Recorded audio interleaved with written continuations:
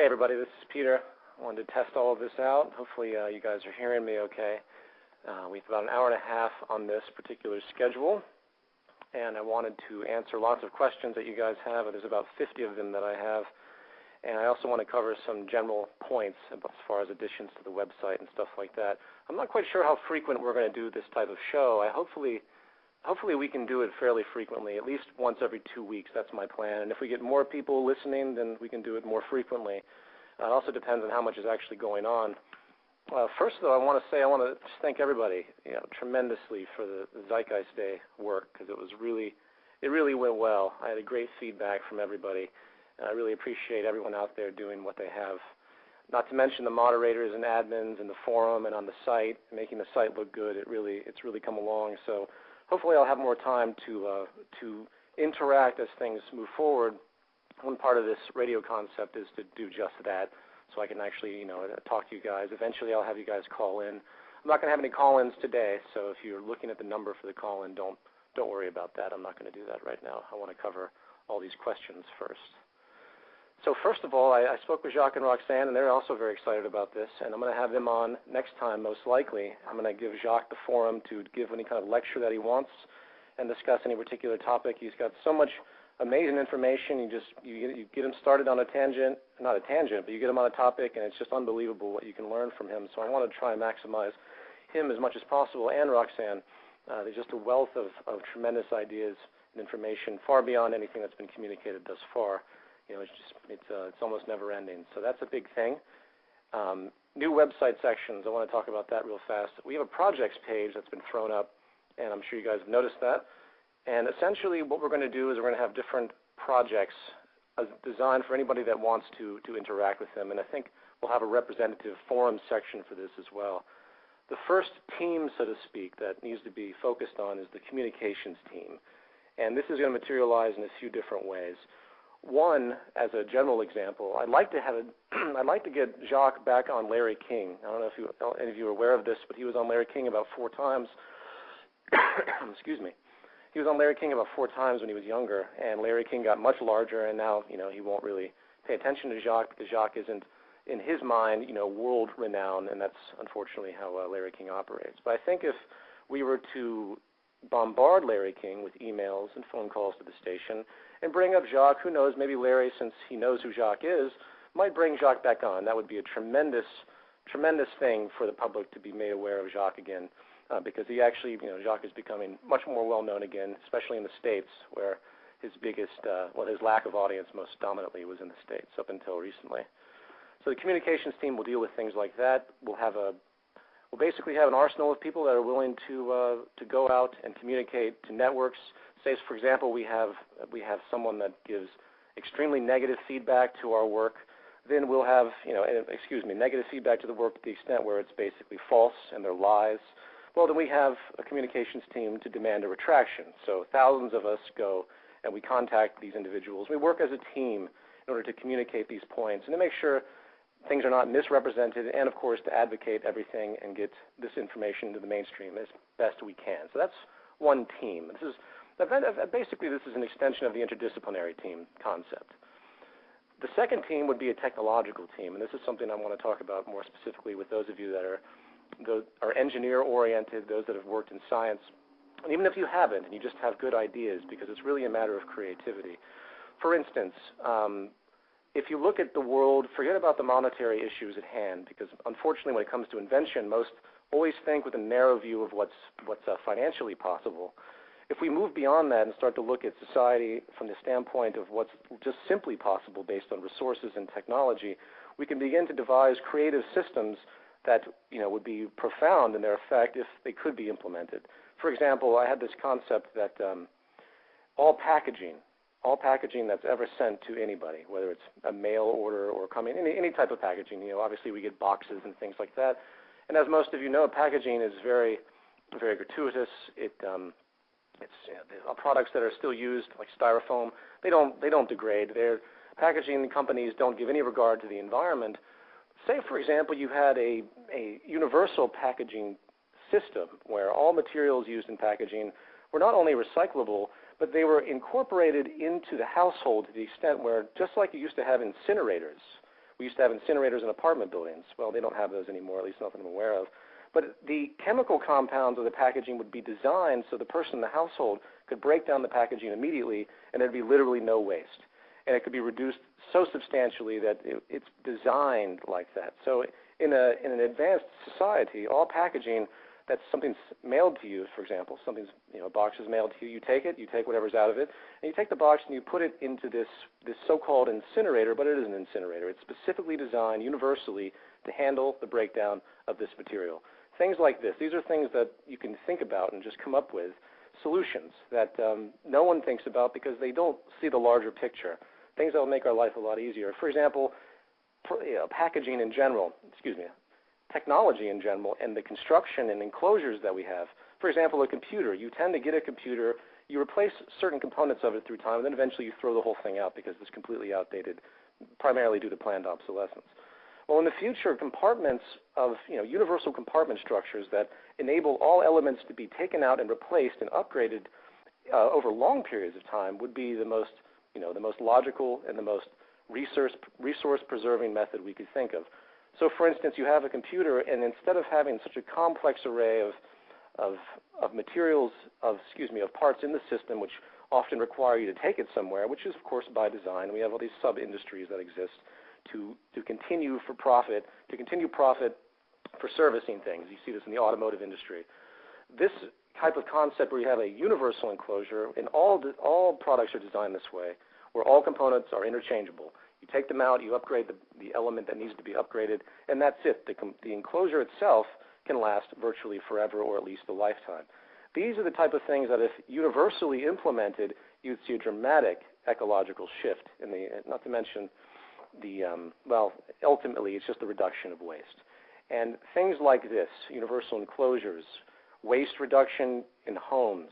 There's so many creative things that we can think of, and I want everyone out there to start thinking of these things without regard to money. Just think about what the possibilities are. If you're an engineer and if you're mechanically minded, that's great. Even if you're not, just use your mind. For example, people ask me, well, how can we have delivery systems in a resource-based economy when we need mailmen and things like this? Well, that's not necessarily the case. If you go to a bank, they have these pressure systems. I'm sure you've seen it. They've been around for years. There's no reason why you couldn't have an entire system where you have pressure pipes, I'm not sure of the technical, vacuum systems, where all items can be packaged accordingly to work in these systems, and they're sent out from central distribution and they pop up in your area, if not in your home immediately, without the need for any type of delivery person whatsoever. You say that to a normal person, of course, they say, oh, that's impossible, that's just too expensive. Well, that's because that's the frame of reference they've come to understand. So that's another attribute of this projects section that we're going to start developing. One small thing about the site before I jump to the questions is third-party sites. We have a lot of third-party sites, and a lot of them doing tremendously good work. A lot of them, of course, are getting a little splintered. We have people that are doing things that are a little far beyond, I think, what's applicable or relevant, and that's a difficult thing to collar. And I'm really just excited to see so much interest ultimately. But we're going to set up a third-party links page for all of those other movement sites across the world, New Zealand, and a lot of these groups are doing tremendous work, so we want to represent that, but we're also going to have to deal with the legal problems of some of these sites and some people that are doing things that are beyond the scope, or they're overriding the Venus Project. They're presenting their own ideas to an extent where it's completely detaching, things like this. These are problems that we will deal with, but it's not really that big of a problem. I think everybody out there just means well, and they're excited, and I think that's fantastic. So for now, I want to jump into these questions. And there's a lot of them, so hopefully I can get through all of them in the time that we have remaining. So basically, I'm going to just go straight through them. Question 1, why didn't the government try to censor the site or the movie? That's an interesting question. Well, basically, the media does a certain degree of censorship at the very onset of the release of certain things like this.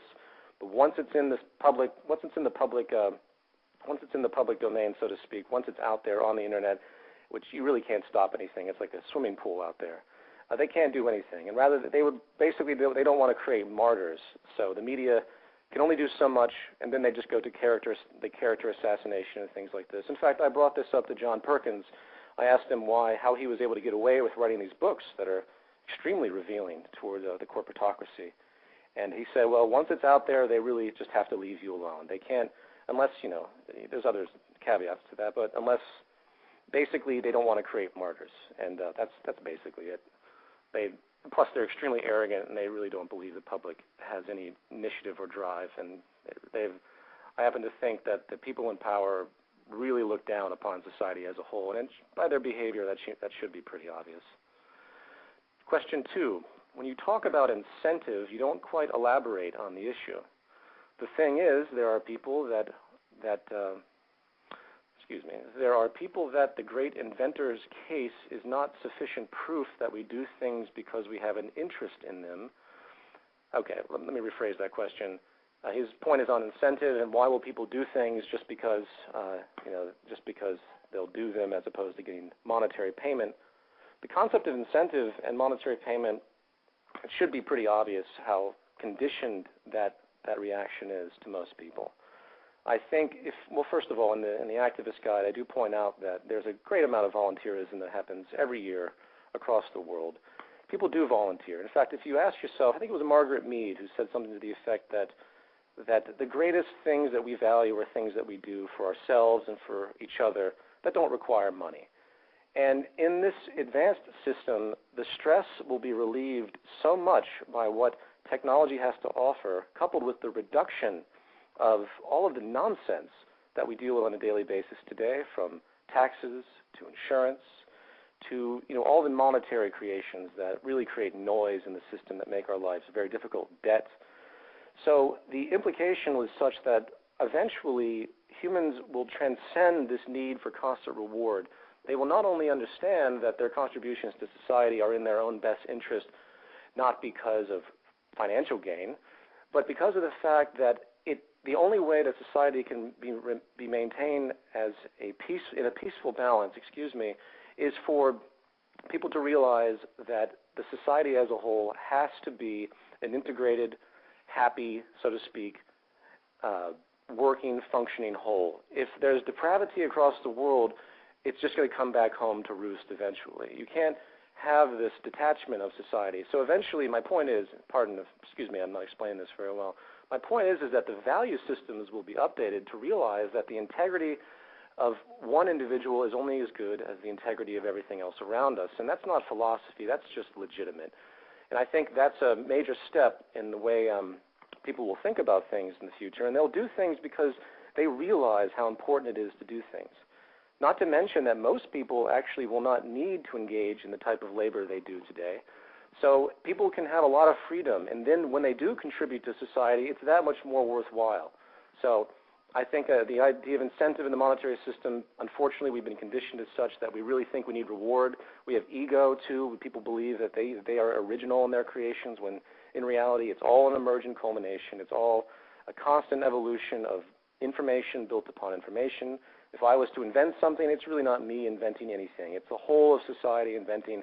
I would just happen to be that particular vessel that invention came to be. And not to mention whatever I did invent, eventually it would be outdated and transcended and improved. So there's no singularity there. So I can't elaborate on that enough. I think incentive in the monetary system is a colossal distortion, and it's actually a very negative thing. I think people will do things because they want to contribute, and it will be rewarded to do so. Some people don't agree that children are born without greed, and they interpret their survival instinct incorrectly. Do you have any recommendations on some research that has been done in this area? Greed is definitely a created phenomenon. It is not natural. Naturally, we need to eat and things like this, but greed is a different level of this need to consistently and constantly acquire and want to preserve someone's integrity and the sense of ownership and things like this, apart from other psychological neuroses. Greed is, the entire system is based on greed, so how people can't see that as an environmental condition, I'm not quite sure. One thing I'd like to say very quickly on that, and I think I denote this in the presentation manual, is that before World War II, the consumption was half of what the consumption is today. We have been conditioned to buy more and more and more. Why? Because, as I point out, it's cyclical consumption. You have to have a culture that constantly wants everything.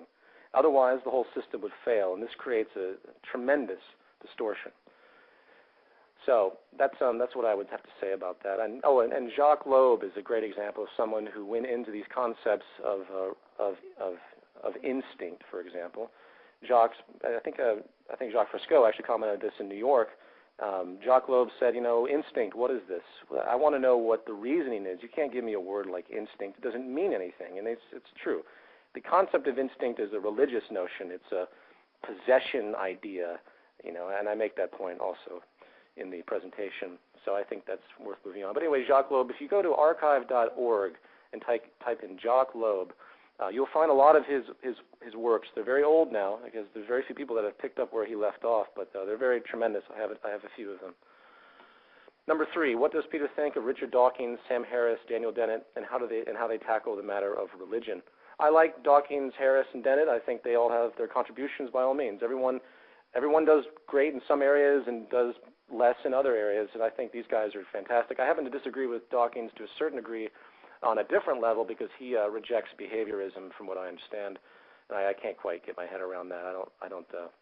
I've read his books, and I don't particularly identify with his worldview as far as that.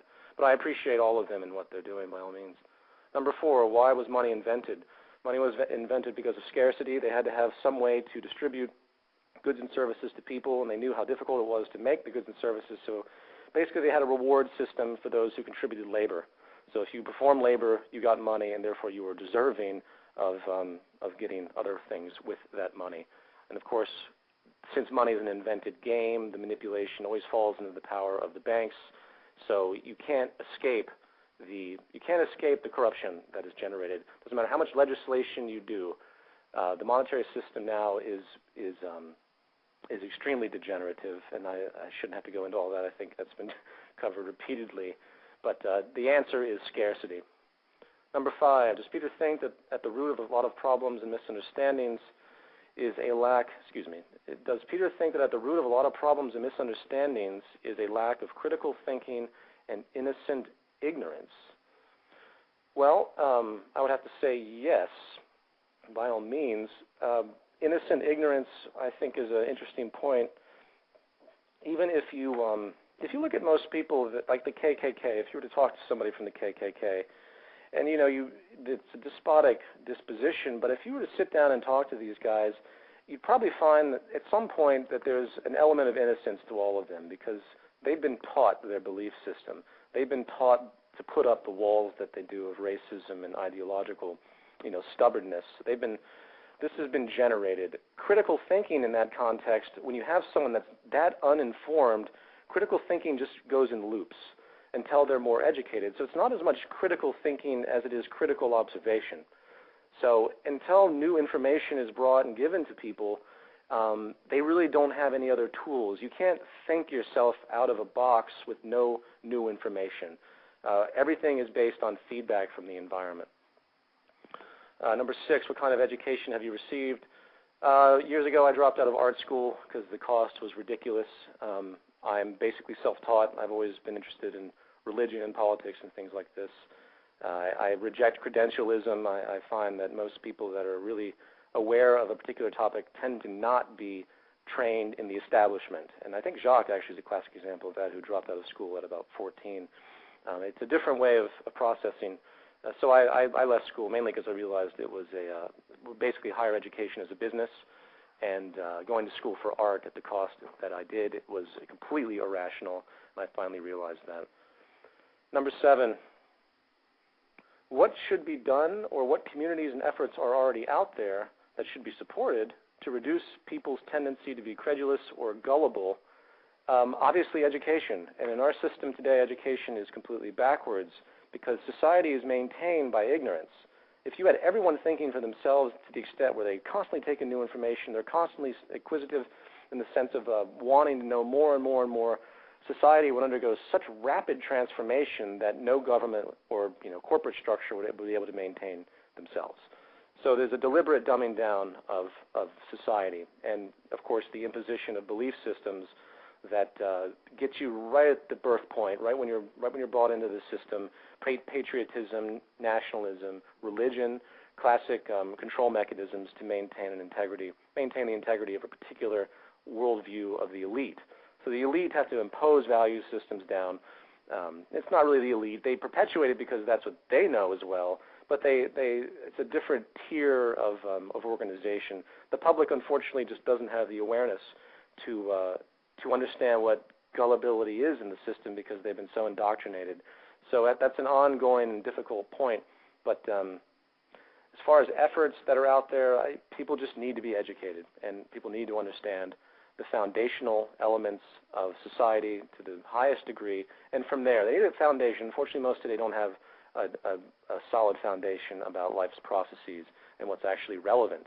And the near empirical nature of discussing relevance isn't an opinion. There's so many things that we need in society that we have to have, and all of us share this common ground. And until people come to terms with that and we come together on that level, it's not a civilization. Number 8, what do I think of the movement supporting and connecting movements and communities and efforts already out there which promote the direction that this movement would support? Sure. So the question basically is, what about other movements like green movements and things like this that are basically in line? Well, I really, for example, the communications team I was talking about earlier, I can't stress enough the need to pull in Greenpeace, to pull in other organizations that seek a better world and get them to detach from the, I would have to say, naivety that they currently have. You never hear Greenpeace really talk about the monetary system, do you? They just talk about corrupt, profit-seeking corporations. That, until they realize the foundational corruption of the monetary system, I see these organizations as patchwork, and I think Jacques would agree as well.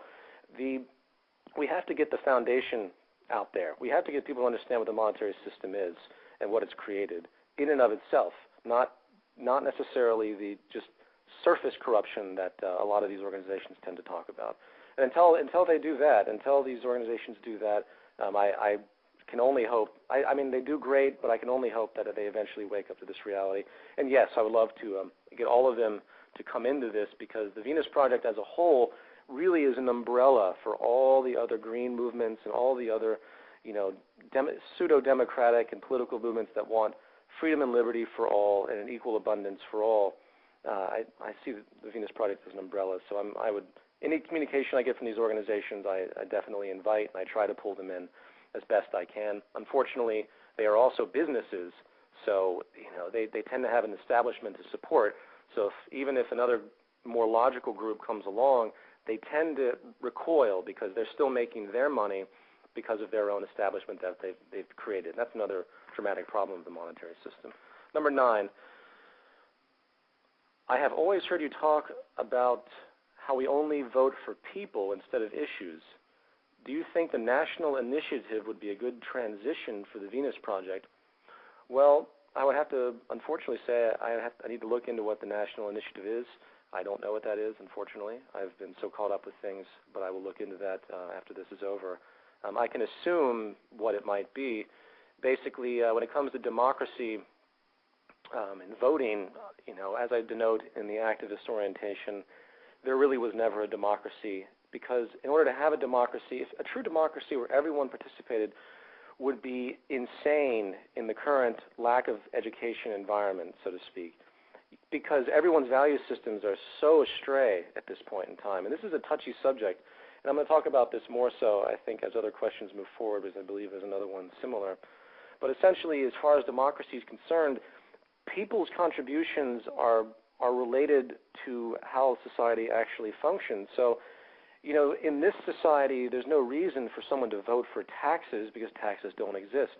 There's no reason for a particular legislation for many of the things that we think that we need to have participation in.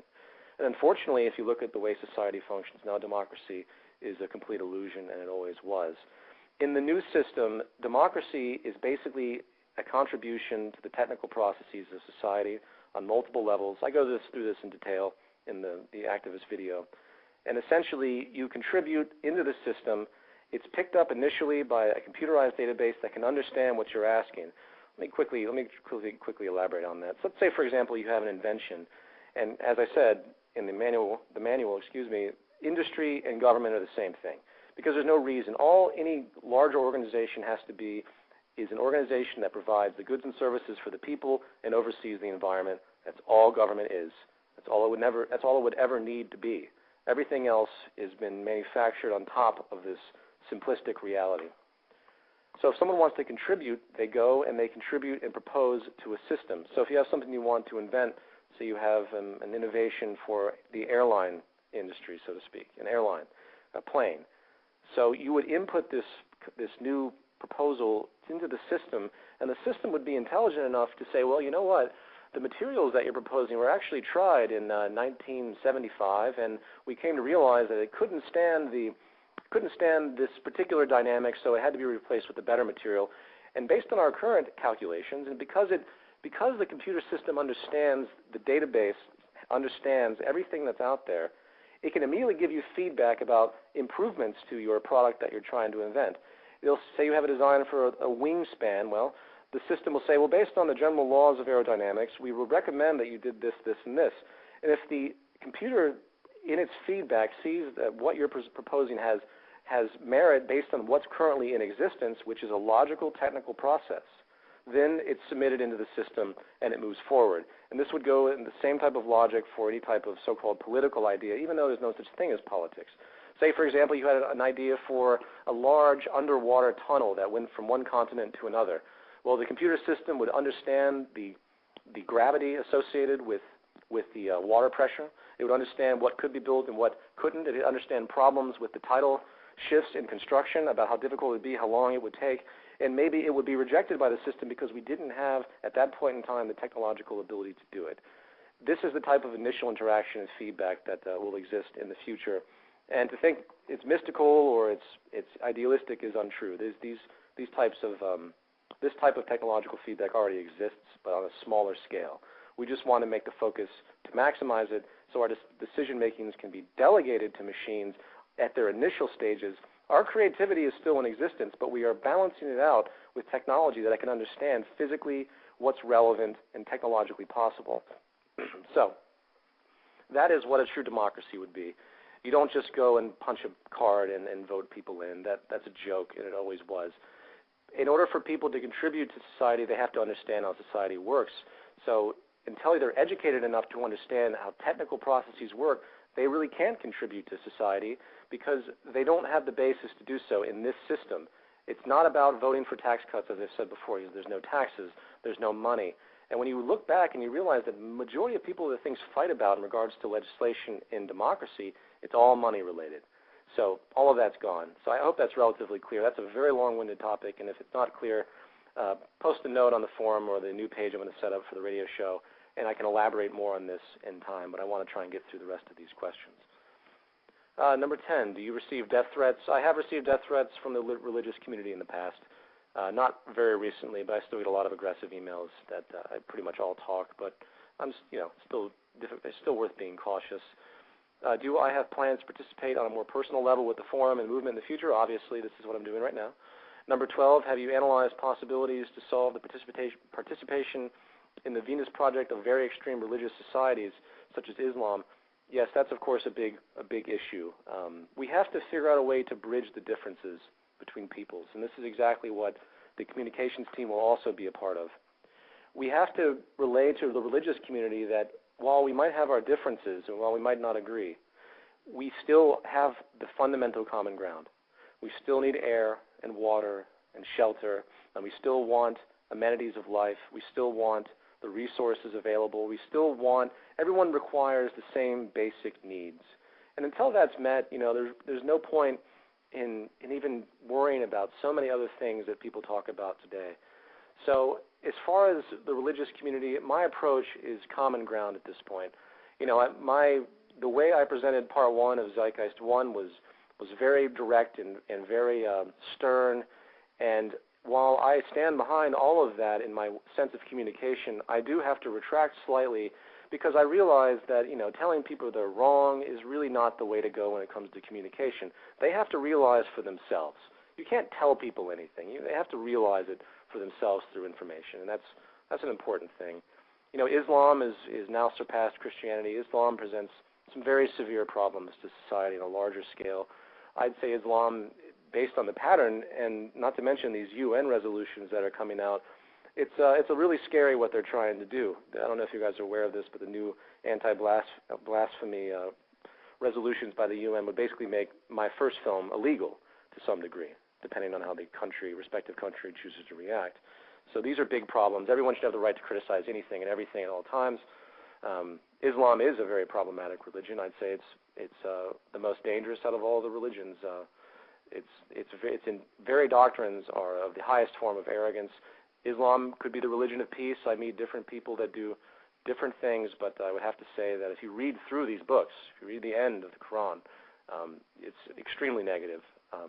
So it's definitely a barrier, but it's my hope that people will see the common ground and they'll begin to look past the religious disposition. It's very easier said than done, yes, I know. Number 13, in a cybernated world, hackers would be the biggest problem. Did you or Jacques design, excuse me, it's strangely written, have we designed solutions to deal with hackers? Well, yes, redundancy is the solution to everything. In our current system, there's not enough money to create the type of redundancy needed to really make a humane society.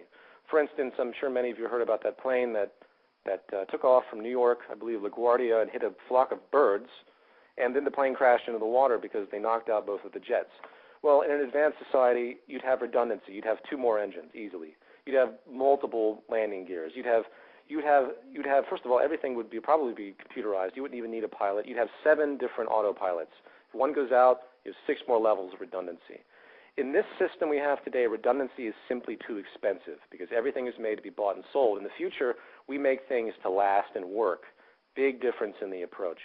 So I believe that, say, the 1-mile diameter circular city that Jacques talks about eventually will be able to be powered in its monitoring and in its general monitoring structure, probably by no more than a general server you'd find in an office. The size of it isn't the issue. So at that level, if there's any type of problem, you have immediate redundancy, probably up to 5 or 6 levels. And there's no reason why we couldn't do that. If a hacker comes in, boom, you shift and you move on. I think hackers, for example, unless we're in a transition point, why would someone want to hack the system that feeds them? What's the gain from that? So in the larger transition, the motivation for such things will really not exist because there's nothing to gain. And the horror generated by society at such actions will really degrade anybody that's motivated to do so. And this is one of those conditioning aspects that I think will move forward. But as a quick answer, the answer is redundancy, and that would be throughout everything in all walks of society. Number 14, what is your position about global warming? I see conflicting information on global warming. Obviously, the governments have been using it to their advantage financially. The corporations have these tax credits and things like that. If they cared about global warming, you'd have a fully subsidized electric car on the street right now. They don't care. I really don't know. There is some form of change, but I haven't had a chance to analyze everything to the extent to make a concrete decision. I see nothing but pure conflict between one side and the other. And ultimately, it could be a big issue, but there are many other very, very, very important issues at hand, such as the oceans running out of fish by about 2040, 2050. That's a very real reality that's been documented, along with the losing of topsoil, along with the removing of the bees. There's so many ecological problems to go with, and I'm going to be posting more information on that on the site as we move forward. Number 15, would we implement a global disarmament? Global disarmament wouldn't be legislated. It would be realized that there's no point in having these weapons anymore. The only weapons that society needs are weapons to counteract things that are a threat to all humanity. So if you have a meteor or an asteroid heading towards the planet, yes, you'd have to have something to take that out. You'd have to figure out something. So armament wouldn't be against the people. We have to create a new culture where there's no reason for everyone to be scared of each other. And in a world of scarcity, this has been dominant. Moving out of the world of scarcity, you'll see a tremendous reduction in crime because there's no reason for it. So, no one's going to be forced to give up their guns and all of this. But the idea and reasoning behind it will fade because that's just how logic works and that's how conditioning works. Number 16, how would people refrain from being lazy? I think this goes back to the incentive point. Well, I would first of all say that most people's lives have been stolen from them. You're born into this system. You're thrown into education, which really our educational system is about 200 years old at a minimum, actually much longer than that, but it's based on the industrial era. Education is really terrible in this structure. I don't even know where to begin with how absurd the method of education is. But be that as it may, once you get into higher education, you're in as I said, a cookie-cutter processing plant because your focus is on the job. Suddenly that's your purpose. I'd say most people I meet really don't care for their jobs. They really try hard to believe what they're doing represents them in some way, and they get into it. But I think they're lying to themselves to a large degree, and I really can't say I've met anyone that can say definitively that they just love their job, unless they come from an area that had a lot of money, which put them in the position that they wanted to be in. So my point is basically laziness is a rejection of all the stuff that we're forced to do because we have to in order to survive. I think the reason people sit around and watch television is not only because they've been conditioned to do so, it's because they have an emotional problem with the fact that they're a slave to the system. They're in debt, and I really think it's just a psychological rejection. That's what laziness is. I'm certainly not lazy. I know tons of people that hate their jobs, but they also have all these things that they love to do, and they're not lazy at all. Most people really aren't lazy. If you think of yourself and what you're interested in, you'll find that you're really not lazy as long as you're focused on things that you actually like. Okay. Number 17. Do you believe in peaceful coexistence with other democracies? If the answer is yes, do you think we need to have an army or cybernetic army to protect our cities? Well, peaceful coexistence, we can only hope that, say, when the first city is built, that it would be welcomed. But in the age of false flag terrorism, in the age of obvious CIA that runs errands for its corporate constituents, as John Perkins points out, it would not surprise me in the least if a first city was built and it was blown up and by covert interests of other governments. It happens. It always happens. It's always happened. So to think that it wouldn't happen into something like this in order for an establishment to be preserved, a financial establishment, well, I think it very easily could happen. So I believe that the first city would need to be somewhat protected, probably to a certain degree. I think you would have to have some kind of protection to make sure that these types of things couldn't happen. It's unfortunate in a transition that we'd have to do stuff like that. But I think that's the only logical way to think about it. We have a long way to go as far as moving this culture into a different way of thinking. But I believe that it's the only transition possible. Either the world learns to work together or we're going to destroy ourselves, and that's really the end of it. Soon we're going to have nuclear warheads in space if we don't already. World War III is not going to be it's not going to be survived by that many. And considering how many armaments there are out there and that we always end up using them one way or another, it's very scary to think about the type of wars that could be coming. Not to mention, by the way, the use of technology for the war industry. I was made aware of an article today that basically was talking about the Pentagon making fully autonomous cybernetic machines to kill people, and this is an inevitability. And this is something that we have got to stand up against immediately because this is just the worst use of technology we can think of. This is what gives technology a bad name. So this is another attribute that I will be talking more about in the future is, we have a race against time on multiple levels, both economically, ecologically, and of course against the establishment, which can use this technology against us on a large scale. So something to think about. Hopefully I answered that question well enough. Number 18, what about the New York Times 9/11 comment? I was misquoted, and actually it's funny, when I read that I didn't even think about that comment. When I was talking to a reporter very briefly, I mentioned that I didn't focus on 9/11 anymore because I've said my piece and I've moved beyond it, or whatever he commented on, and he just stuck it in there, and it made it sort of sound like I was detracting the whole thing, and that's absolutely not the case. I talk about false flag terrorism all the time. Number 19, what are your plans for this movement if the country falls under the role of martial law as a designed outcome from the rioting which would ensue from economic collapse? That's, of course, a very, very important question. Basically, the numbers need to be powerful in this movement to the extent where the standing armies literally can't compare. And this is a dramatic thing to say, but it's very true. I believe there's about 1.1 million Army personnel in America. I can't remember how many police there are. But if you considering how many people are on this planet versus the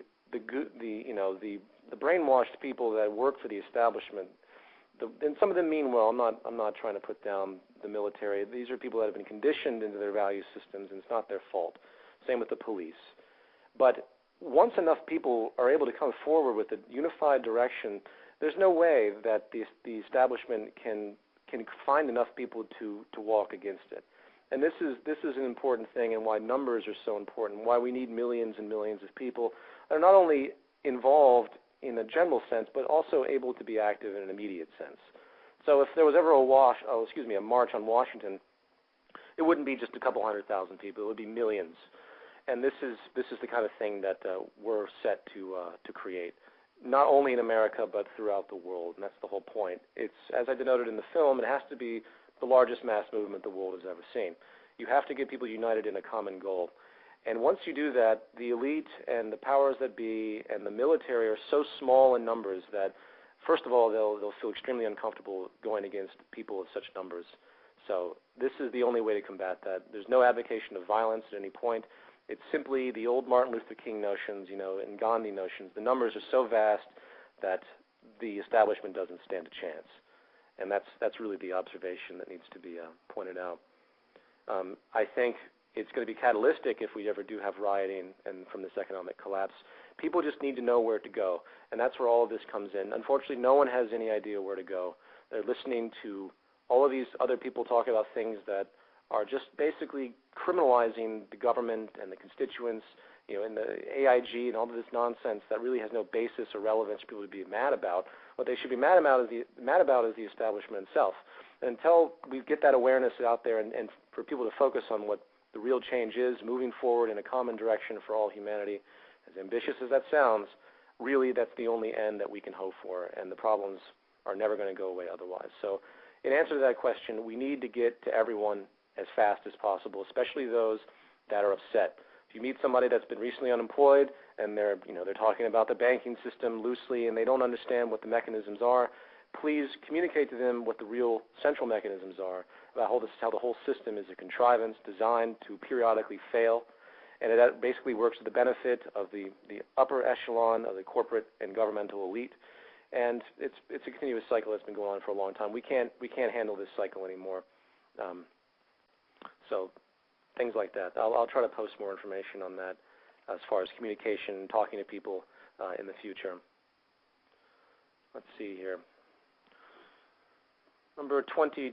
Do you have any plans for a communication strategy which will deal with people with antisocial affiliation? Actually, I'm sorry.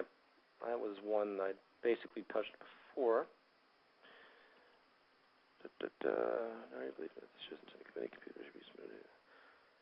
Yes, okay. Do you believe that the decisions of the technical committee and the computers should be submitted to the approval of the people, or do you believe that they should be forced to accept those decisions even against their will? In other words, do you think that the Venus society must be a technocracy or a direct democracy? Well, the idea of a technocracy never materialized, so I would throw that out. As far as a direct democracy, I addressed that before. There is no such thing as a direct democracy. Unless you're satisfied with what we have now, it's never going to get any better, and I don't consider what we have now a democracy whatsoever. As far as the technical decisions of the committee and the computers submitted to the approval of the people, well, the people are the ones that are submitting the points, and when we understand that life is understand the foundation of society as a technical process, if someone comes up with a better way to, say, create clean water and filtrate water, who's going to want to vote against something like that? If someone comes up with a better way for food production, who's going to want to vote against something like that? If someone designs this great automotive or transportation form of equipment, why would someone want to regress into something else that isn't as optimized as can be? The whole point of this is to optimize all of our resources and the general outlay of the environment and the government to the extent where, again, all that's relevant is the goods and services and the maintenance of the environment. That's all there is. So there's really very little subjectivity in this. If you want something, then you submit it, and it will be put into functionality as long as there are the resources to do it. And hopefully through time, it will get to a point where people can have custom things very easily through molds and all these advanced technologies that Jacques has talked about. Someone wants something very unique, well, they could design it and it could be created for them without the need for a factory that has to produce multiples or machines that have to be designed just to make something. There could be a certain degree of flexibility that will eventually emerge where you'll have so much more freedom of what you want because the restrictions of mass production and profit don't exist. So things like that. So would it be submitted, everything be submitted for the approval of the people? Yes and no. The subjectivity isn't there in this system. And that's a very difficult thing, unfortunately, to talk about to people because they don't understand that there's such a thing as an optimization of everything. And there really is, and there's a train of thought that goes through the whole thing. And based on our current government now and all the nonsense and noise in the system, I can completely see how people have a difficult time with this. So it's not a democracy in the sense of what people traditionally consider. And I have a feeling I'm going to have to talk about that a lot more because of the confusions that brings up. Are you aware of the affiliation with Artivists.org and Petrobras, the oil company from Brazil? Yes, I am, of course. They were one of the sponsors for, I think, both times I had my films in there. And, what am I supposed to do about that? Artivist is funded by sponsorship. Do I like type of fuel that Petrobras is advocating? No, and that's why I completely I don't derail, but I move against biomass specifically in the film because it's not the most efficient. We have plenty of other energy resources besides oil and biomass to serve our needs. So, but anyway, I have no affiliation with Petrobras, and I'm certainly not going to tell Artivists what to do. I was just happy that they were going to show the film at all. So, number 27, the activist orientation wasn't oriented towards activism very much. Can we expect to see more concrete plans and instructions for actions in the future? Absolutely. One context I'm going to have for this on the projects page is what I'm going to call hi-fi and lo-fi activism. Hi-fi activism is the activism that we're talking about in the most advanced forms of the Venus Project, where technology is used for the betterment of society to its highest degree, where money is eliminated, where we don't have to worry about all of the problems that are generated by the need to compete and create scarcity. The lo-fi would have to do with things that we need to do now. We have tremendous ecological problems, so we have to begin to collar proactively what's happening. I want to refrain from extreme patchwork. I get a lot of people that email me with whole new social designs that are based on the monetary system, and to me that's patchwork. If we're going to make any form of transition, it needs to be out of this system entirely. However, that doesn't mean we are just going to ignore the problems of society right now. People do need to speak out against the nonsensical resolutions of the UN. They do need to speak out about draconian legislation. They do need to speak out about everything that is a problem, and that's another form of this. But we have to always present the larger picture. We can't have this idea that the basic idea right now with most patriots and most activists is that they attempt to return to something that never existed. They think that there's some place, some ideal of America that apparently existed, and it never really did. And you have all these guys talking about this in the sense that if we can only get rid of this and that and return back to something, and it's not forward-thinking, it's not progressive, and that's really what our biggest advocation is. But we are losing topsoil. The bees are a problem. We have to discuss the environment. We have to get people proactive, and that's why I'd like to pull in more regional activist-oriented groups, more regionally oriented groups, more conceptually regional-oriented groups, if that makes any sense, such as Greenpeace and things like that. So, yes, I'm working on that, and I apologize I haven't had more to do with that. I really just want to get the overview out there for public consumption, and that's what I've been trying to do with all of this material thus far. Number 28, do you feel economic collapse is something which will inevitably happen, and if so, how soon? Yes, economic collapse will come fundamentally in the form of technological unemployment. And I find it interesting that no one talks about this to this day. Technological unemployment is the nail in the coffin. It's not going to go away. Even if there's extreme financial limitation, you're always going to have scientists persevering with new technology. And the question is it going to be used for the betterment of society, or is it going to go to the Pentagon? And this is a very important point. regardless of that, the breakdown of society, of course, with the depression that we have now, with the extreme rising unemployment, with the constant job losses, is only going to be compounded by the technological unemployment of machines replacing human labor. It's a collision course with technological unemployment, and it's one way or another we have to move out of the system. It's either we move out of the system or they deliberately withhold technology just to keep people employed, which is probably the most ludicrous and irresponsible disposition that we could have. You don't give someone a handheld, screwdriver when they have options to use an electric screwdriver just because you want them to work more hours. It's insanity. Technology will free people eventually. Either they'll be completely, in other words, technology will create more free time for people one way or another, and that'll come either in two forms. Either they'll be on welfare and have no jobs, or they will be free in a new society that has used technology to the highest advantage to free humans of repetitive human labor, to create a new system where the technology is really the Emancipation Proclamation. Our slaves are the technological machines, and humans do not have to be concerned with these issues anymore. The focus of society is to create the technology to relieve us of problems, whether industrial or management-oriented, such as government and things like that. So to answer your question more definitively, the economic collapse is going to happen one way or another through technological unemployment, and that's that. It doesn't matter what they do with the banking system. There's nothing that's going to stop this. People are not going to have the jobs, therefore they're not going to have the purchasing power to buy things and support the industries that initially replaced them with the machines to begin with. Number 29. I have some concerns regarding what was mentioned in the orientation film. I think making a lot of things automated is a good idea, but what about occupations that people enjoy, like doctors and auto mechanics and farmers? Do you think that they'll just give up their passion and let robots take over? I see a move towards dehumanization in the Venus Project, especially in decision making.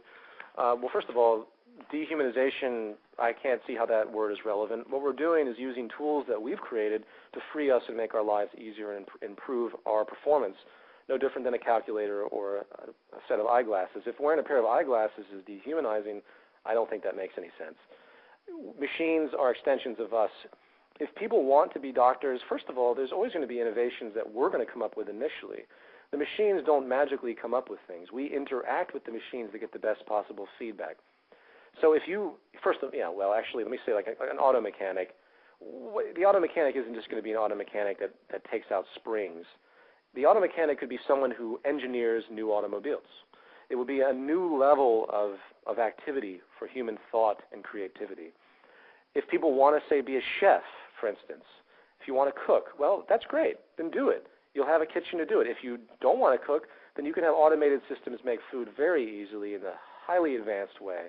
These are things that people will do what they want to do, and they won't charge money for it. So say you want to open a restaurant, you love cooking, especially the transition. There are people I know that appreciate this. Well, first of all, you'll have what you need. You don't charge money to do it. You do it because you want to do it. And that's really the question. If you want to do it, then the conditions can be made for that to be done. As long as it's not retroactive to society, obviously, and there'd be no grounds for that as time moves forward. Let's see here. Yeah, and the same thing goes for doctors. Doctors would not just perform surgery. They would be constantly researching. Basically, the role of humans are in the process of research. We are constantly researching and seeking new innovations. That's really the next level. And then we have the machines take over once we come up with new ideas and decisions, or decisions that are arrived at. There's a lot of tangents I could go off on that, but I'm not going to at this point. Number 30, this issue of no property sounds like communism. People like to own things. It has nothing to do with scarcity. People like to personalize their vehicles. I don't know. I'm not a fan of letting other people drive my car. I see exactly where this guy is coming from, or he or she is coming from. First of all, no property does sound like communism. That was one of the tenets of communism. Unfortunately, communism existed in scarcity. It maintained all the attributes of the normal economic system, basically, apart from certain general, broad attributes. But because it existed not in a vacuum and had the pressures from the external world, there was no way communism even had a chance from the very onslaught. Communism was designed to free the proletariat and the labor class, and basically they didn't do that at all. It did not work because they didn't address the source of the problem, which was resource management and the need to create an abundance. The idea of property itself comes from a primitive worldview of protection needed in order to protect yourself, in order to protect your belongings so they don't get taken because of the scarcity in the environment. Property is not something that people appreciate. They don't really know what they're talking about if they say they like their property. What they like is the idea of these things being theirs, and that's that. And there's no reason why that idea can't exist in the future, but on a much more balanced level where people have access to everything, so therefore the idea of property has no basis because everyone can get something, and then it becomes more strategic because things produced don't have the multiplicity, so everything is shared to the extent where resources aren't wasted. Property is a very big problem psychologically for people right now, and I completely can relate to that because people want to protect what they have, but that's really it. It's an outgrowth of scarcity. It's not that you're restricted from having things. That's not it at all. It's the fact that everything is made available, and it can be done. It's not that everyone owns one of everything. It's that everybody shares everything. There's no reason to have a whole parking lot full of cars. There's no reason for a lot of the wasteful things that we do in order to keep this economic system going. I can't stress the fact that property is an outgrowth of scarcity. It is not something that, in this system in transition, people would say, oh, I like my things. Well, that's because they don't know anything else beyond that. They don't even know the luxury of not having to deal with a lot of the stuff that we deal with. When we move, it's a nightmare. I've reduced what I own substantially. I can't stand property. Christmas, I refuse gifts. I don't want any more stuff. It's just pointless to me to have all this stuff that people hoard and keep in their basements, and it's just a waste. It's unbelievable.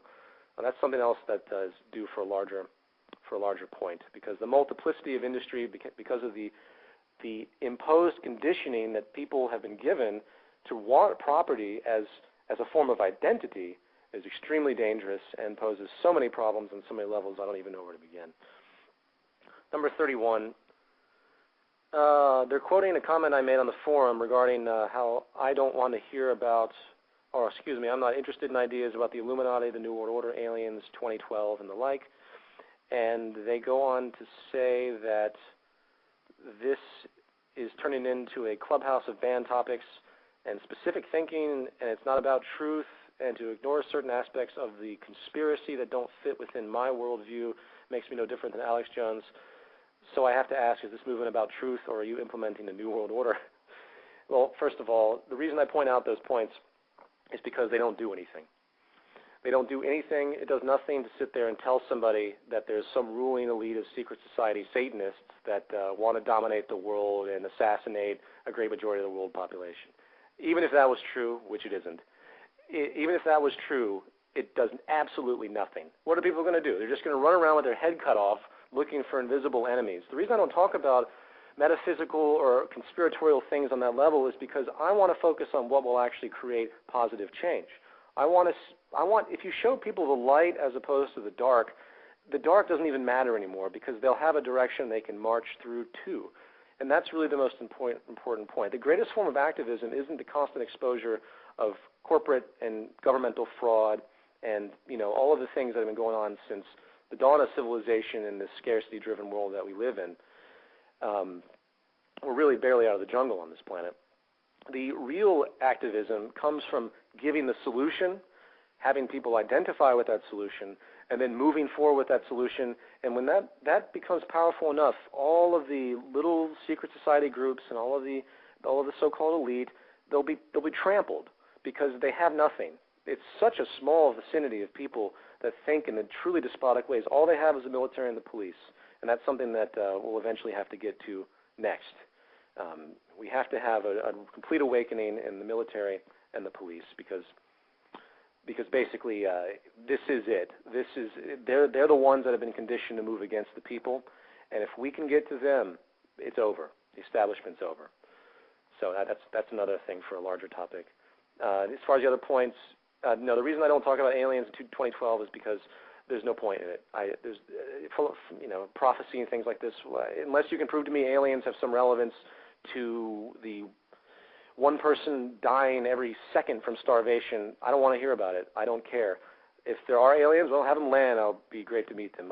It's not of interest to me. 2012 prophecy, 2012 is a religious notion.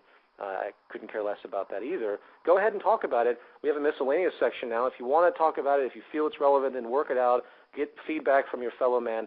That's great. But that's just not relevant. And as far as the rest of that question, I think I covered most of that. Number 32. I need to start a Peoria chapter of the Zeitgeist Movement. How do I? Where do I begin? Who do I talk to, etc. This is something I'm going to talk about in a new page I'm putting up about third-party sites and groups, and I'm going to try and get that up soon. And it's going to have general points in regards to what people can do in an activist sense. We do need chapters. It needs to get more unified. I know a friend of mine in Los Angeles has a chapter meeting once a week. I have thought about New York chapters that I could be involved in, but we really have to get a lot done before we can have everyone focused in a specific way, before those chapters are really effective, and we haven't quite gotten there. So I'm going to address that soon. But basically, if you build a website and send it to us, and you're active and keeping it there, and you're updating it, I mean, there's only so much we can do. I can't, for example, answer emails right now in Arabic. I can't do it. I don't have the people to do it. Eventually, I'm hoping to get people that speak bilingually in each language, and we can start to really address this on a global scale. It's just very difficult right now because of the lack of resources that we have. Next question.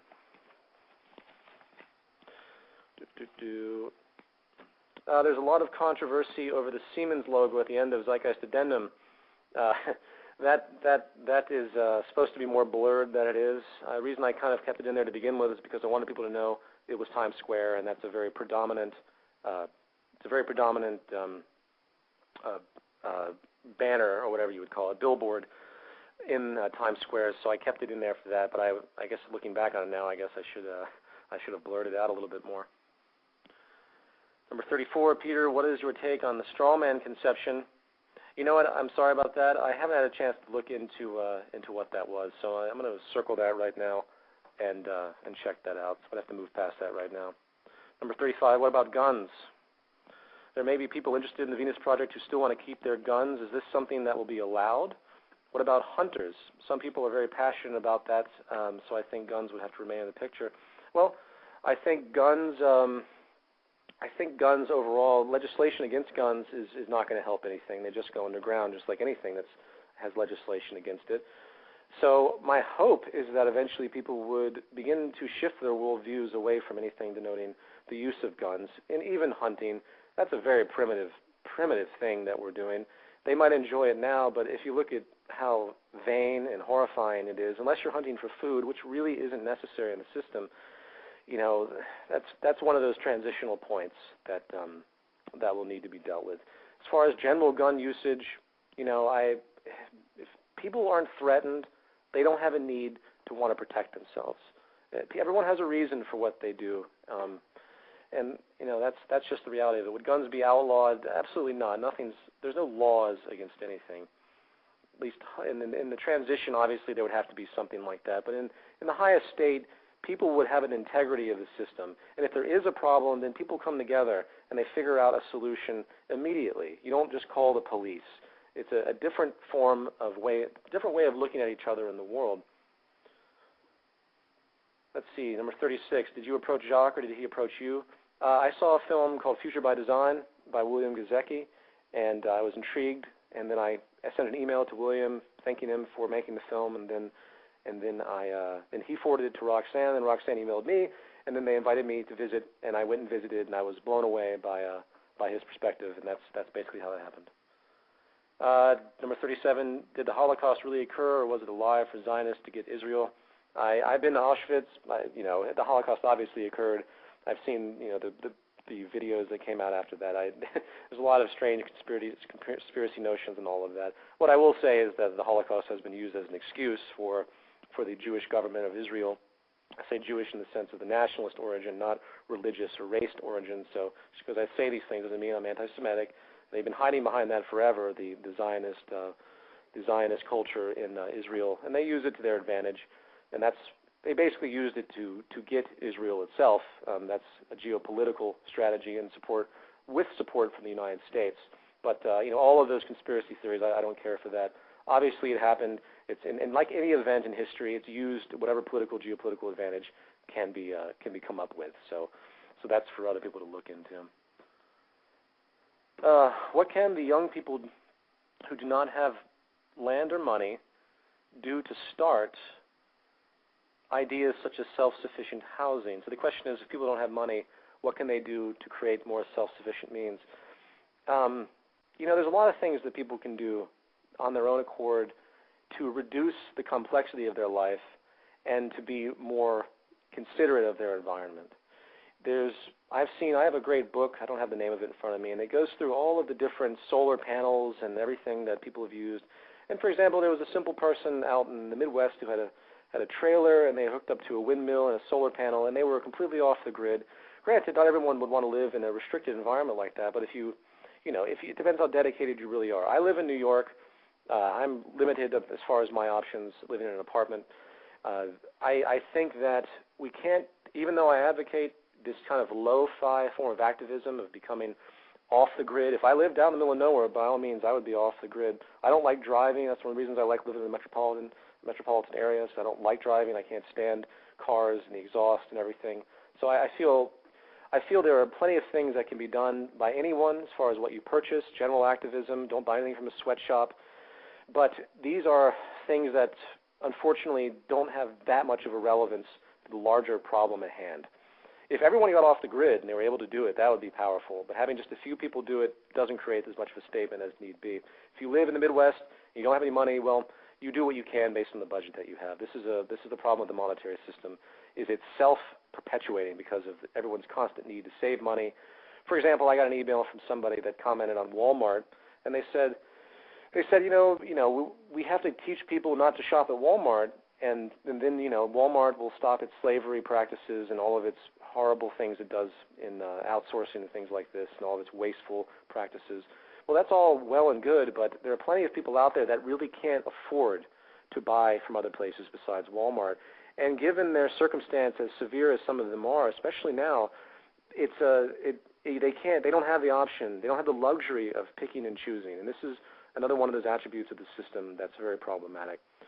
And it's something that should be thought about. So when I meet people that can't afford, say, to be ethical, so to speak, which is a common disposition, I understand where they're coming from. So all I can say is do what you can. Recycle, do everything that you normally would do. If you live out in the middle of the Midwest, try to get off the grid as best you can. Reject all of the established orders as much as possible. Try not to shop at places like Walmart or any place that uses sweatshop slavery. And, we do the best we can. In this system, it's tough, I know.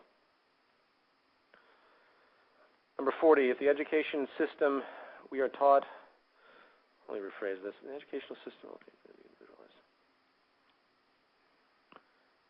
we are taught that all the same thing instead of individualized teaching will be it happens. Sorry, I don't quite understand this question. I'm going to have to skip that question. I don't quite understand it. Number 41, as a point of discussion in the spirit of being happy with being proven wrong, I quite welcome you extending the absolute power corrupts absolutely quote into absolute power corrupts absolutely only in a system where corruption is rewarded. Yes, I would have to say that's a great comment. I think I said that at one point. Power has to have a reason. Power has to have a reward. The whole definition of power is control over something, and the only reason anybody would want that type of responsibility is if they have something to gain from it. So absolute power, that old notion, it's actually in Zeitgeist 1. In the context of the monetary system, it's absolutely correct, as I'm describing the banking system. World government by the banking elite, which is basically slowly being set up as this breakdown occurs. It's one of the positive attributes for the banking system itself is this larger restructuring, will be absolutely horrifying because all the mechanisms will still be in place, except you'll have a total control over the distribution of money, which basically controls everyone's lives. And there's a big difference between that and a resource-based economy, huge difference. So, giving a team of an interdisciplinary set of teams, the power to orient the society is very, very different from a group of elite that make money off of the corporations that perpetuate the system through the economic structure. Very big difference. So I hope that's expansive enough. I would have to change that and say absolute power corrupts in a monetary system because the entire basis is differential advantage. Number 42, is the method of implementing the Venus Project to start to build a city in Florida first as a guinea pig, or trying to spread the Zeitgeist ideas to the whole world and go for the whole globe to mobilize it? Obviously, we have to start somewhere. In order for the system to really work, it's going to have to be a global system because that's the highest optimization of the planet's resources. But that's way down the line. That's a very difficult barrier to overcome. If the first city can be built, it could be used as a testing ground. It could be used as a research center, a very large one. And if it could happen, it would be used to show other people what's possible. You'd bring in world leaders, and you'd say, you guys are suffering from the same cycles over and over again. And hopefully, we'd find leaders that eventually can move out of this idea because, out of the primitiveness of their current position. Because I think once anyone realizes the merit of this, they should really eventually come to our side. I can't see logically, unless people are being extremely irrational based on dogmatic dispositions and traditionalized notions, how anybody can move against this concept. I could easily debate anybody when it comes to technical processes or discuss anybody. I don't like debate. I like to try and discuss with people, but unfortunately the climate is such everyone likes to get one up on each other. The logic of this institution is without parallel, and the movement is going to happen one way or another into the world working together. Otherwise, the wars will just continue and such. So anyway, to answer the question, it's basically going to have to be both. We have to start somewhere, and the first step is really education, which is why Jacques and Roxanne have advocated a new film beyond my budget. I'm trying to get some larger people to do this, to show what lifestyle will be in this system, to get people to say, wow, that would be great, let's do that, things like that. Number 43, are you a Manly P. Hall fan? Not particularly. I got some information sourced to him for the first section of Zeitgeist 1, and I believe in regard to astrotheology, but beyond that, I have no association with him. I know he's one of those guys that are the kind of right-wing conspiracy nationalist religious cultures throw in the group of Freemasons and stuff like that, and I've noticed that they try to associate the movement and my work with some of these more esoteric individuals just simply because I have a source to them, as though just because I have a source to them I support their ideology entirely. That's obviously nonsense. Number 44, Peter, are you or Jacques aware of the risks that may have a high level, excuse me, let me rephrase this, it's written oddly. Are you aware of the risks of artificial intelligence, specifically a level where machines make more complex associations than us? Some say that machines will wake up or discover things we can't assimilate and dominate us with that knowledge. In the New York presentation, I had a little montage of Hollywood films that denote this very idea, and it's a fantasy. Of course, the computers will have a higher associative capacity. That's what their role is.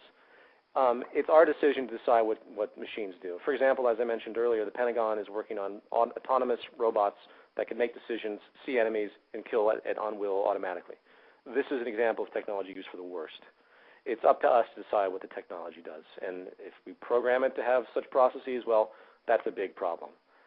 There's no reason to assume that the inherent nature of intellectual reasoning and logical deduction and artificial intelligence would naturally gravitate to some type of domination. That's our own superstitious projection. That's our absurdity and fantasy. Number 45, what do I think of the TED Talks, and should Fresco try to attend? Absolutely. The TED Talks are really good. I always kind of appreciated the people they had on those. And there was an email campaign actually to get Jacques on TED, and TED responded, and they were very booked up until I think 2 years or something. So that's something we'll keep on the back burner, and I'll definitely have a note on that when we get into more of the communications aspects, where I talk about people trying to get Jacques back on Larry King or any type of major show. And if TED would be a great one as well. 46, are you familiar with the wildcat banking that occurred when Andrew Jackson was president? Yes, of course. The banking power isn't going to change. Whether they're centralized in the form of a central government or they're distributed regionally, the collusion and the tendency for collusion and under oligopoly and under surface monopoly, just like Morgan and the things that they did as denoted in part 1 of Zeitgeist, These things are not going to stop. So there's always going to be problems. I think what Andrew Jackson did was tremendous and great. Did problems arise? Sure. But the poetry, what his statement was profound. Just because we say nationalize the Federal Reserve, that's not going to solve our problems. All that does is create a different mask. I mean, it's the same people that are oscillating between the Fed and the government. It's not this whole illusion the Fed controls the United States. It's not. It's a collusion.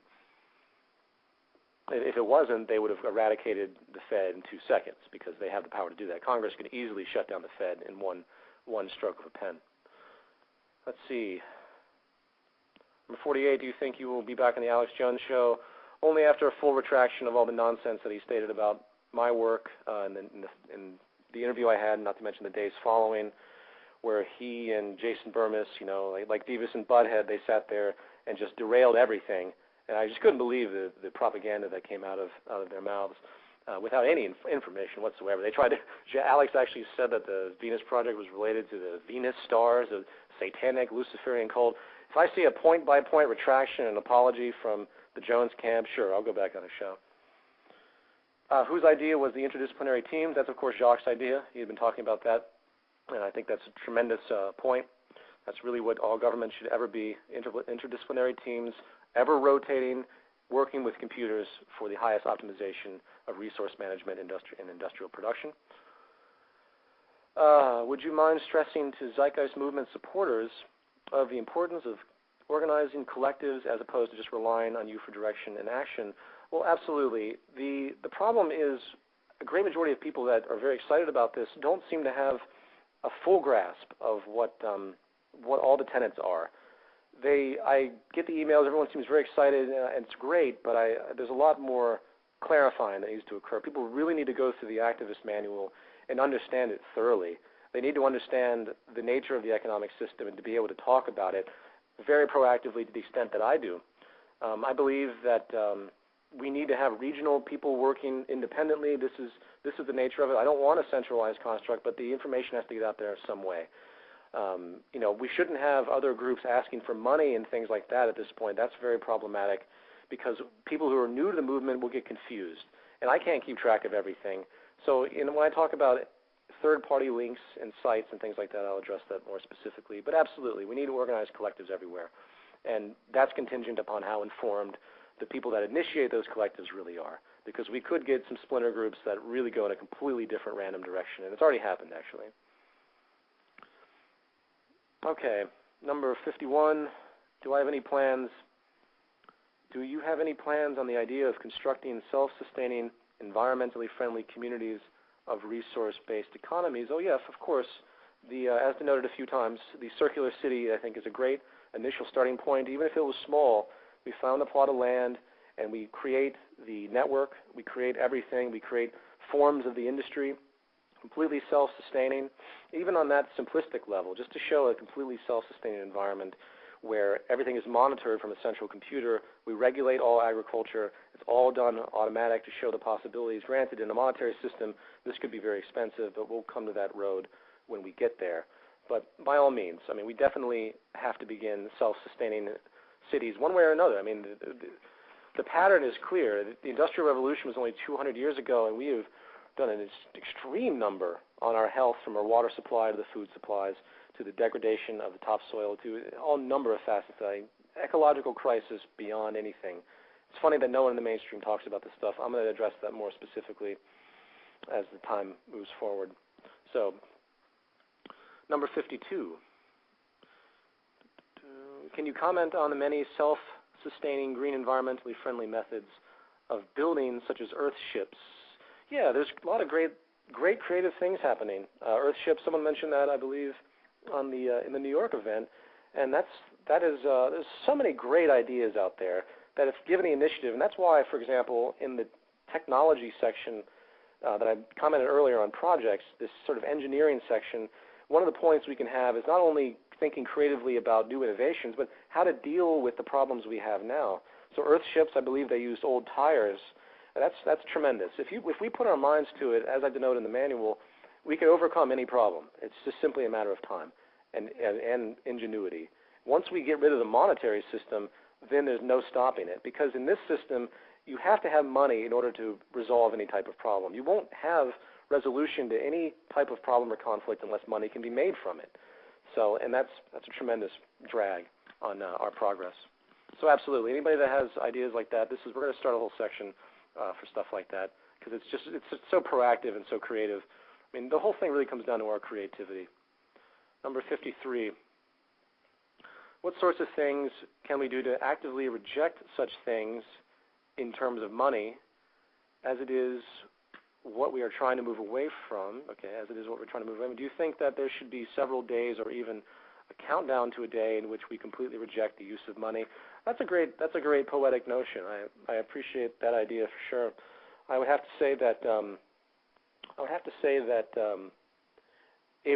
poetry would be the fundamental element there. I find it difficult because of people's general need to survive, that we get too many people to take on that. But you know what? I think in times such as maybe the next Zeitgeist Day, which, by the way, I'm going to try and do a much larger event that's all day, where it's not only a presentation of such. There'll be conferences, and it will maybe have a multi-tiered building where different attributes can occur. The 4-hour-long New York Zeitgeist Day really wasn't long enough, and I was really astounded at the interest, and it's too bad we couldn't let it go for 6 hours, because there were so many people with questions and great questions. So absolutely, maybe we can have something like that next Zeitgeist Day, where we openly reject the use of money, and maybe even sooner than that. That's a great poetic notion. I'll make a note on that. I like artistic things like that. And last question I have here: do you believe in a higher energy, even if you don't like religions? Are you actually supporting other groups or movements like Greenpeace or something? So that's basically two questions. Do I believe in a higher energy? I guess I'd have to say I don't know what that means. It's sort of a metaphysical question. Is there a larger order? Well, of course there is. We're only a part of something larger, but there's nothing metaphysical about that. There's really no such thing as metaphysical. Everything is physical one way or another. Even if something like ESP was real, it's still physical. There's still a physical annotation to it. So anything like that, it's weird how people sort of meld those together, and they think that there's something beyond. Well, if there is something beyond, then it's still here. It just is only temporarily beyond, if that makes any sense. So, higher energy or anything like that, no, I don't see any evidence of anything other than this larger whole, this oneness that seems to stretch to infinity, at least based on general scientific reference now. Everything is completely interconnected, and the larger order would be sort of the collective consciousness of people coupled with the environment. And if people begin to think collectively in one direction, then there's really no stopping the progress of society. So I would kind of orient it like that. And I think I answered the other question, do I support other groups and movements like Greenpeace? Yes, of course, and I'd love to pull these people in and get them oriented on the extreme problems of the monetary system, get them to understand what they're doing is great, but they're not going the full length. And that's something that all of you can start talking about. I'm making a note now, actually, to discuss issues like that. We're going to have a whole roster of these green movements and activist organizations that advocate, what we're looking for, but they don't go far enough. They don't realize that the monetary system is the fundamental problem. They don't realize that there's no way they're going to obtain, ethics in corporations, because corporations are simply not rewarded for ethics. So that's a dramatic realization that all of those groups need to come to terms with. And that's it for the general questions right now. I don't think I missed any.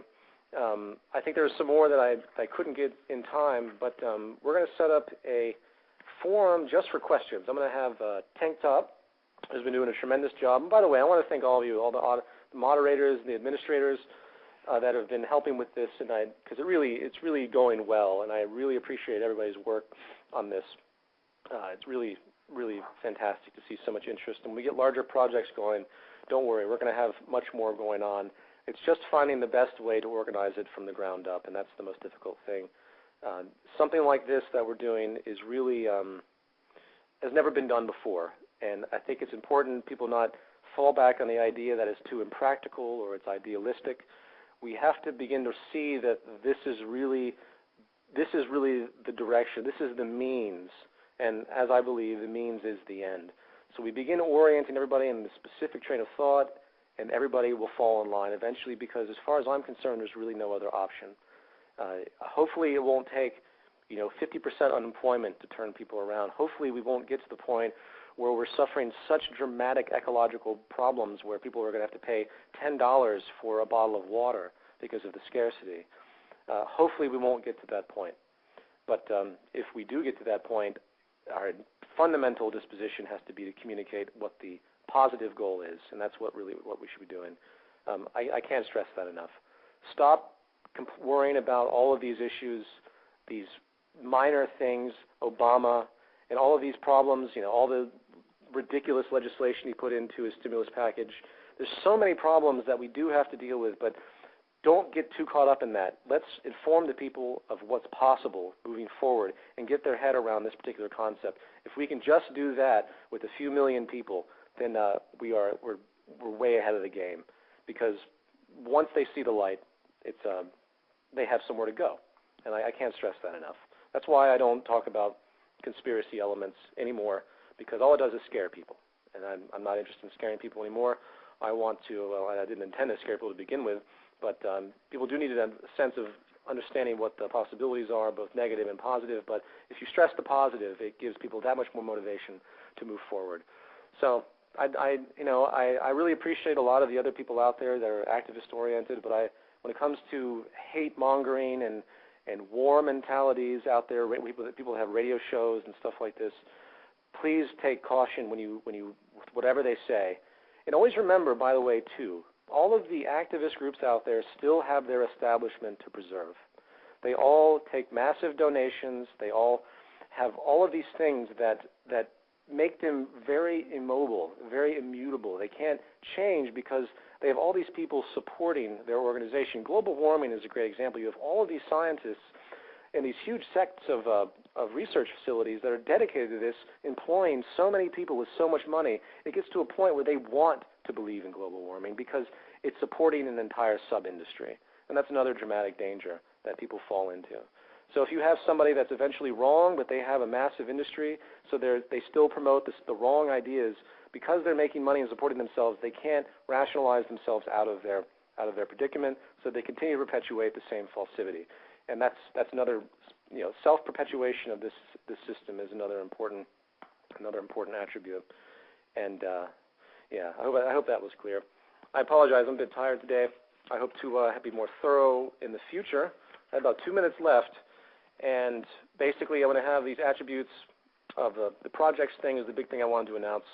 If I didn't answer any of your questions, please, I'm going to get tanked up to make a new forum section just for the radio show, and yeah, we'll do that. I didn't advertise this show either, but the next one, which I believe will be Sunday, I'm trying for Sunday, or excuse me, not this Sunday, but next Sunday, and then we'll do it every other Sunday. And if we get more interest, we'll do it once a week, depending on how much feedback I get.